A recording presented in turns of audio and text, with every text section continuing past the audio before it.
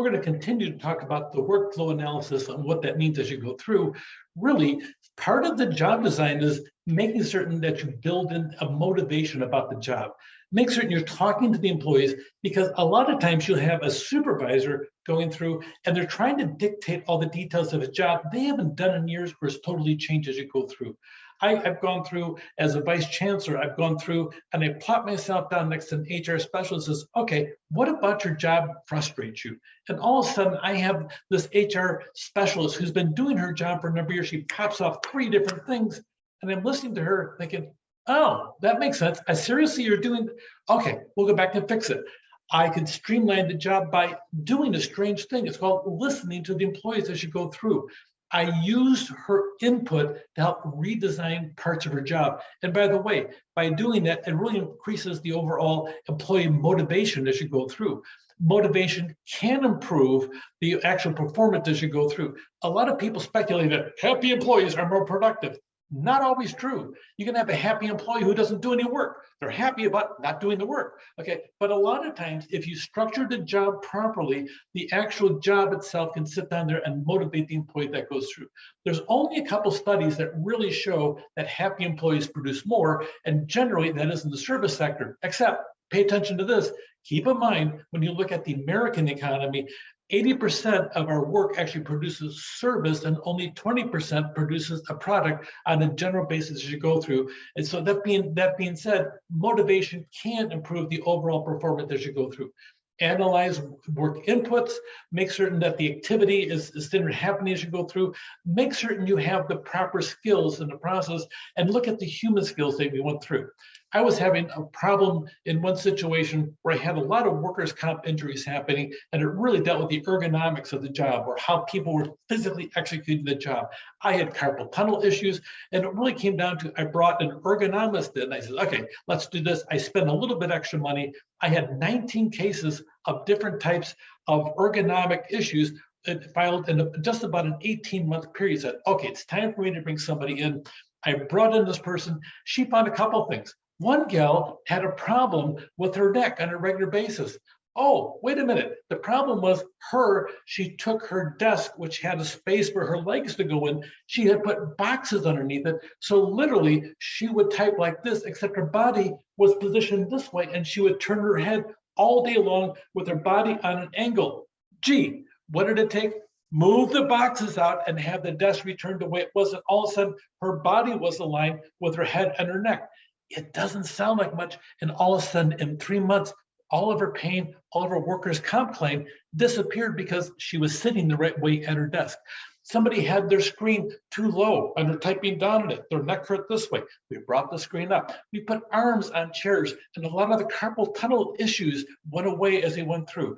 Of the 19, by the time we were done, we really only had 3 serious cases of the injury, even though we had 19 people filed, because we resolved them all by repositioning the workplace, looking at the workflow in the process as you go through. A lot of times you look on different aspects of centralization versus decentralization. These are dimensions of structure and how you're set up as an organization. So sometimes you look on the aspects of the workflow. If you want to push decision-making down to the lowest level next to the customer, then you have a very flat organization. If you want to save time and money as you go through, you want to centralize things as you go through. And that way you reduce decision-making, you centralize it, and decisions are made at a higher level. But you do have a problem in the aspect of looking at the aspect that, are the customers getting the best service? 2 different structures, 2 different mindsets. Centralize it for really having standards and economies of scale, or decentralize to make certain customers are getting the best service as you go through. There's different levels that you're going to have as an organization. It depends how big you are, the size. You can have low levels of centralization, and you push things down and be more flexible and innovative. It may not be as efficient as a high level structure, except you get better customer service as you go through. Let's look at a couple structures as you go through.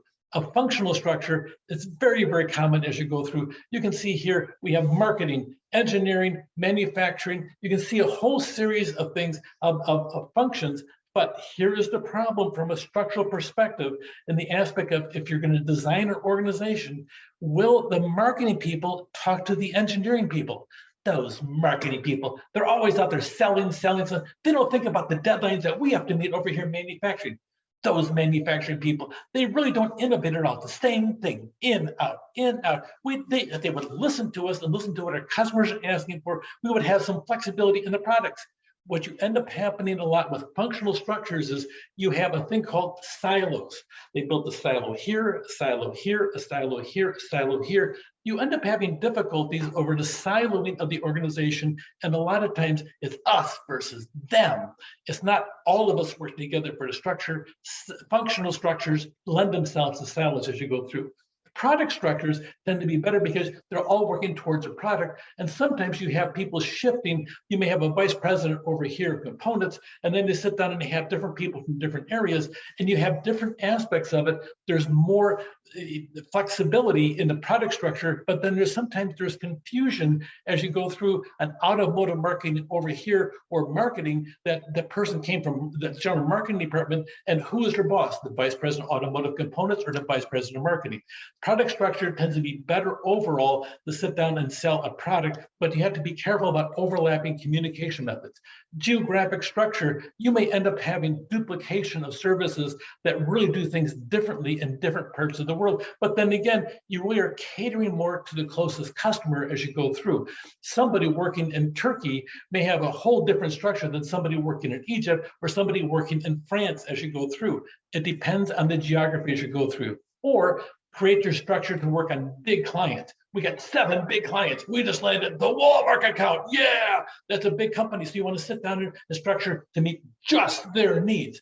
And it could be if that's 80% of your sales, you better really pay attention to that as you go through. I got the Costco account, yes, in the process. Or I just got a new wheel account and I'm selling wheels to Tesla. Oh yeah. And you have that as you go through. It depends on the client structure. And if the client structure is big, you may want to use this as your tool as you go through. Either way, you look on the workflow analysis for each portion of your organization, especially when a supervisor is requesting a new job created as you go through. Keep the subunits small as much as you possibly can.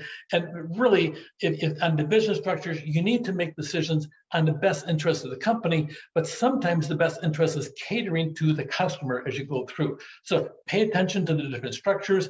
You want to be careful about having rogue units as you go through running off on their own, but you also want to give them flexibility in the process on the organization.